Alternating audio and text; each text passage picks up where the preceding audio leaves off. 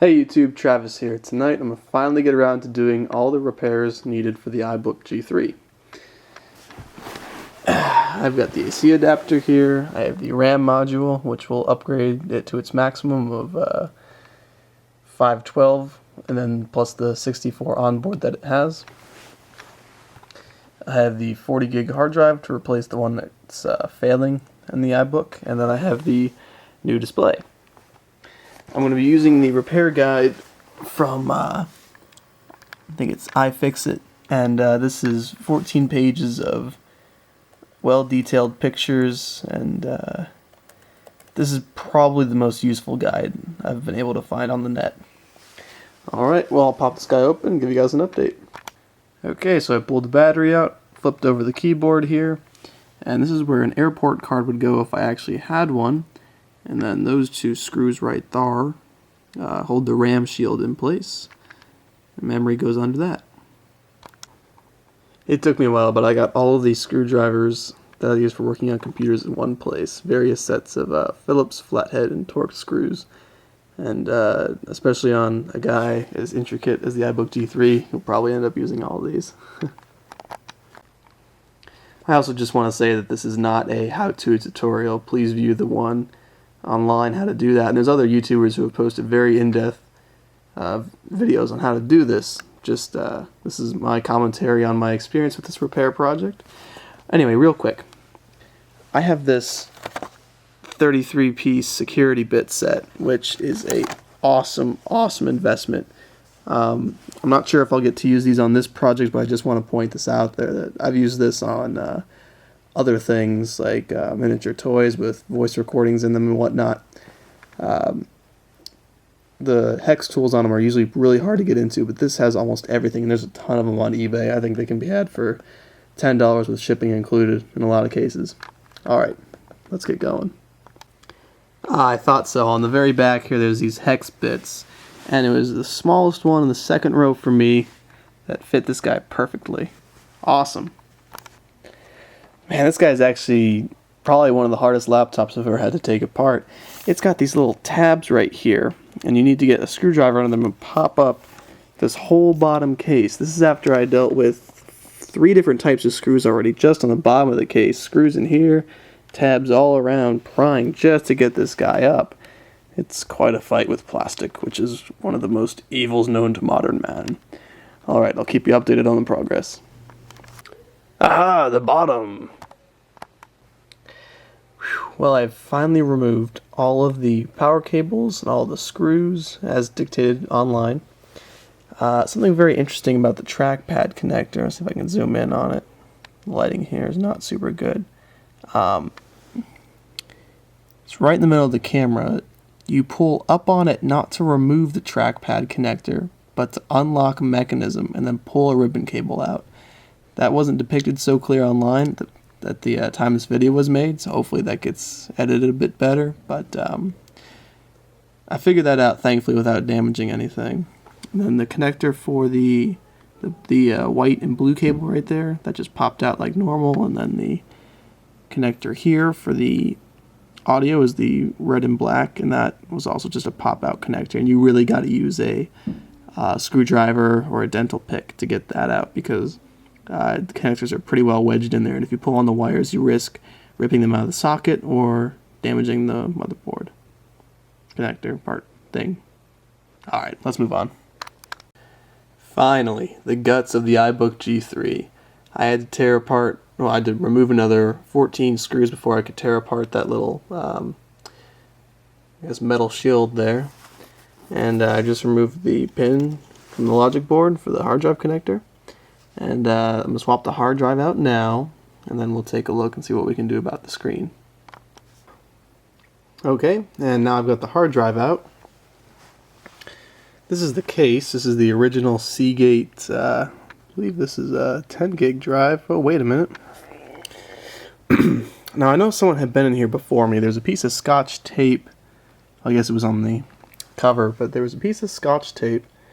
You really don't see that inside computers. This is also a Seagate 40 gig drive. This definitely came with a 10.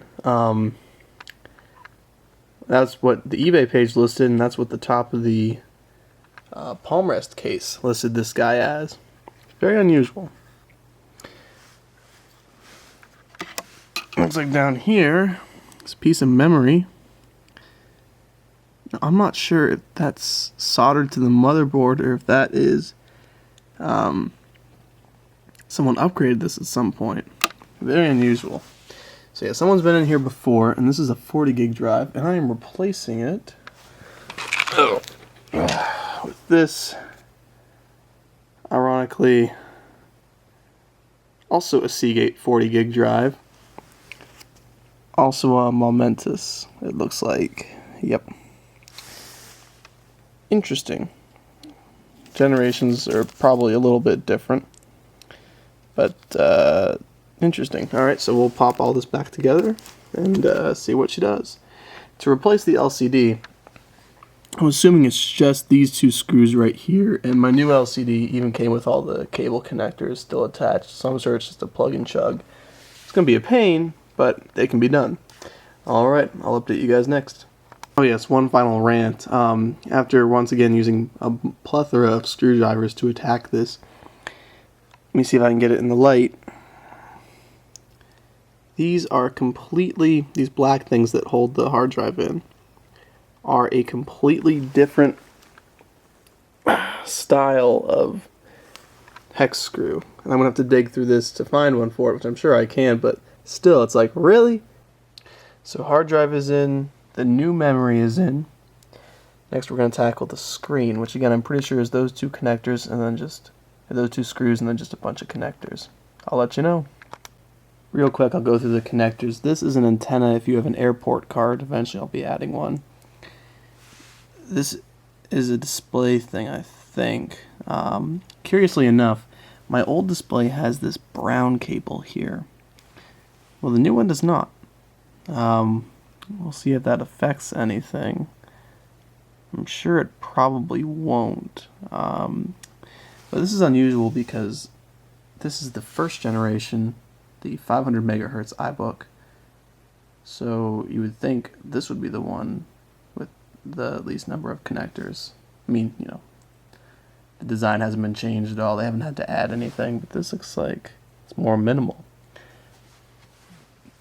Maybe this is the display connector right here that looks more appropriate. But this and this are just plugged in over here somewhere. I'm about to get those out. Alright, so I'm pretty jacked right now. The dungus, whoever took this out of whatever iBook it was in, I guess just pulled on it. And I don't know if you see there. Focus, focus, focus, focus. Maybe not. This white cable here is not where it needs to be in there. So this means I gotta do a little bit more work. With my soldering iron. Jeez, oh man. I know this is the sound cord. It'd be lovely to have a computer with no sound, wouldn't it? Not cool. Not cool at all. Maybe. Ugh. I'd like to say I could salvage the cord off of this one, which I carefully took the time to remove. But I doubt the other end of this is plug and play. Doesn't look like it. I'm probably, because I hate dealing with the ends of connectors, I'm probably going to cut this and solder the wires, but I'm not going to be able to do that till tomorrow morning. I was hoping to have this guy closed up by the end of tonight because it is pretty late out. Alright, well, looks like YouTube, you're going to get a video of the final product. The process of putting this back together is going to be a pain. Ugh. Let there be screen! Oh my gosh, I am so happy. So I just spent past probably half hour putting this guy back together. So frustrating. If you ever take one of these apart, make sure you take some masking tape or something and make sure you tape these screws to exactly the place where you removed it from, because to start with, this was already missing screws, and then I had a bunch of screws that were different lengths and I had no idea where they went, and it was a pain and it took forever to figure out, but I did figure it out, and here we sit. It made the startup chime when I turned it on, so that makes me think the sound is okay. Maybe the connection that's severed is the microphone or the line in. And if it's a microphone, then I can get a USB mic or something. It's not a big deal. Ooh, I am happy. I am very happy. Next I'll do a video of me installing OS X. Ah, this is cool. I mean, it was something that display didn't work, hard drive didn't work. It sees there's a folder, it sees the hard drive, I hope. So we'll see if we can make this work.